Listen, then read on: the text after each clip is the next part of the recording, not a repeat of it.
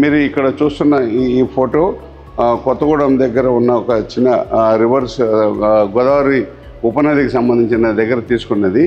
ఇక్కడ మీరు చూస్తున్న ఈ వైట్ ప్యాచ్ ఏంటంటే అది ఒకప్పుడు మౌంట్ టోబా అని ఇండోనేషియాలో నుంచి ఉన్న ఒక అగ్నిపర్వతము 75,000 సంవత్సరాల క్రితము దాదాపు 10 సంవత్సరాలు బద్దలైందని చెప్పి శాస్త్రజ్ఞులు అసెస్ చేశారు.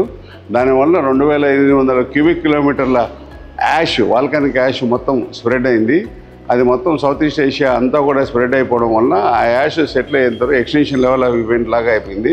అంటే ఇక్కడ ఉన్న జీవరాశులు అంతరించిపోయేంత పరిస్థితి వచ్చింది ఆ కాలంలో.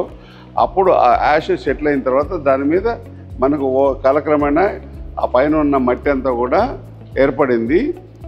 మేము రివర్ కోసుకుపోవడం వల్ల అక్కడికి వెళ్ళినప్పుడు ఇది మేము చూడడం జరిగింది. అట్లాగే ఇదే మాదిరిగా మనకు జ్వాలాపురం అని నంద్యాల దగ్గర ఒక విలేజ్ ఉంది. అక్కడ కూడా డైరెక్ట్గా ఈ పౌడర్ అంతా ఎక్స్పోజ్ అయింది. అదంతా కూడా రైతులు సొంత పొలాల్లో ఉంది కాబట్టి తీసుకొని వాడుకుంటున్నారు. అక్కడి నుంచి కూడా ఒక శాంపుల్ తెప్పించి పెట్టాం మనం. ఇదేంటంటే ఒకప్పుడు ఎట్లా ఉండింది జియోలాజికల్గా మన పరిస్థితులు మనకు భౌగోళికంగా ఉన్నాయని చెప్పడానికి ఒక ఎగ్జాంపుల్ కింద దీన్ని